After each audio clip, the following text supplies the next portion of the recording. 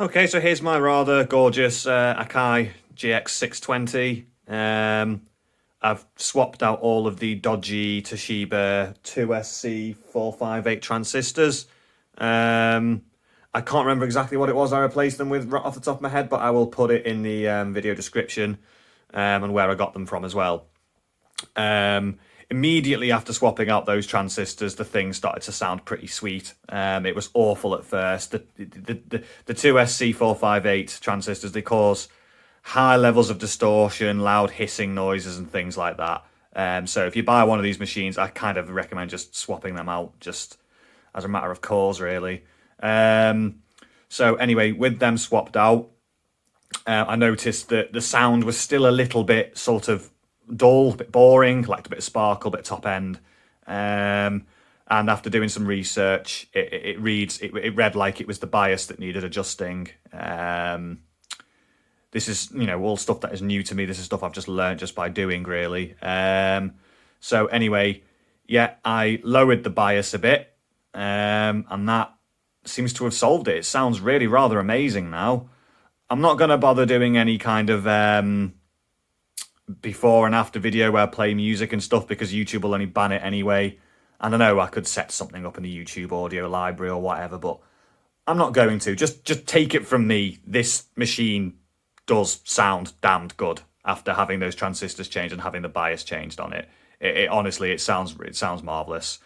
So anyway, what I will do now is I did make it's not very good, but I did make a little video of how I adjusted the bias on this machine, and I will post it on the end of this video. So yeah, I hope you enjoy. Cheers. So I just thought I'd put a little bit on the end of this video to explain exactly how I calibrated this. Now, don't get me wrong, I have not done a full calibration on this. I don't have test tapes and things like that, and I've got no intention of buying them. I've got this to a point now where I am more than happy with the way this sounds. Yeah, so that will do for me. But yeah, to get the bias right though, what I did was I used Audacity tone generator and a multimeter. So I'll explain about that, but basically at first I'll explain what the symptoms were of the machine. So at first it just didn't sound quite right. The sound was a bit dull, a bit boring, a bit, lacked a bit of sparkle. And then doing some research, suggested that the bias was possibly set too high.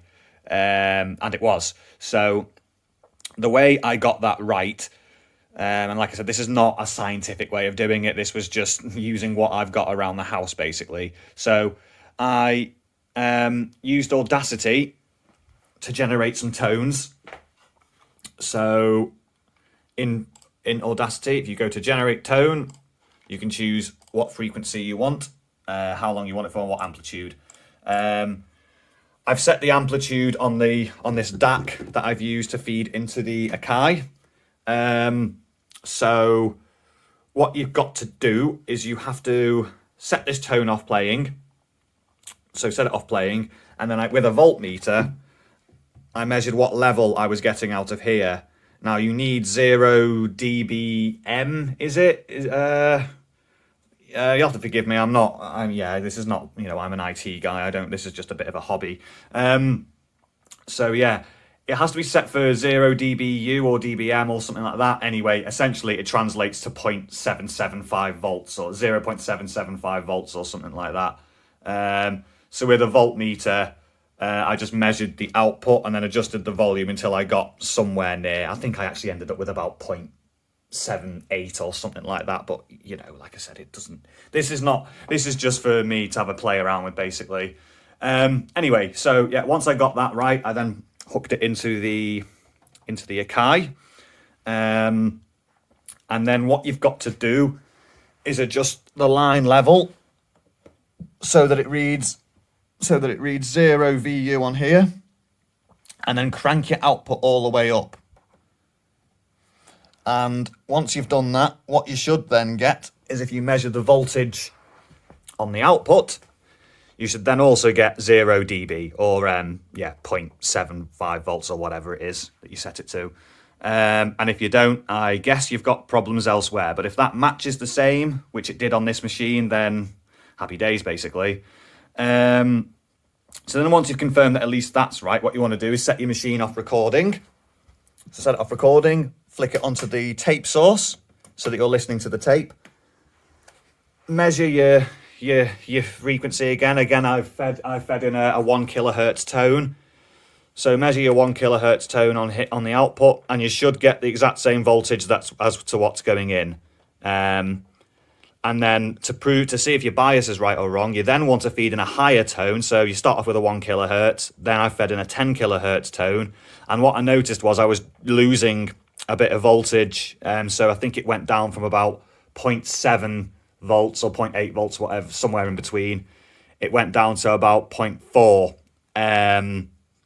So then what you need to do is adjust the bias so that you get the same voltage across the both tones. But you don't want to go under too much. You can underdo it. So I'll explain how I went about doing it. So I did one channel at a time. And then in here, I can't see very well there, can we? Let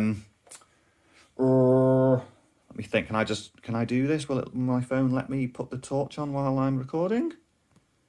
I don't know that it will. This is possibly going to go all horribly wrong. No, I can't do that. Balls. Right. Let me see if I can get a bit more light in here. You've got these two little screws anyway here on top of... Oh, yeah, you just can't see, can you? 1 second. There we are. That's a little bit better. Yeah, so it's these two little screws that are on top of these two things here. So you've got one screw there for left channel, one there for right channel. Anyway, with your voltmeter measuring the output of your left or right channel, depending which we decide to do first, with your 10 kilohertz playing, like I said, if the voltage is a little bit low, undo that screw very, very slightly and just keep very gradually turning it until the voltage is the same as when it was the 1 kilohertz tone.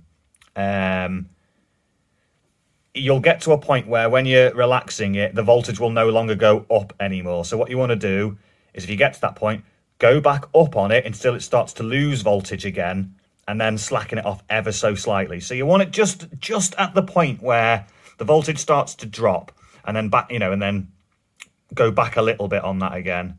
I'm sorry if I'm not explaining myself very well here. The problem is this is the first time I've ever done this kind of thing myself, so it's all new to me as well.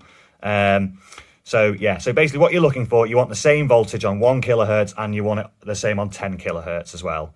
I've now got that on both channels. And yeah, it made a huge improvement to the top end frequency response. And yeah, it's sounding rather awesome now. I'm sure there are people out there who know 10 times more about these things than I do. So if you've got anything useful to pop into the comments, then please do, because I'm sure it'll be great for other people who are also having a play, who are new to this stuff and having a play around like myself. But yeah, like I said, to set it up properly and do the full calibration, playback level, record level, and all that stuff, you do need a calibration tape. And I don't have one. So I'm happy with this, and I'm leaving it at this. Any questions, please let me know. And yeah, I do hope you've enjoyed this video.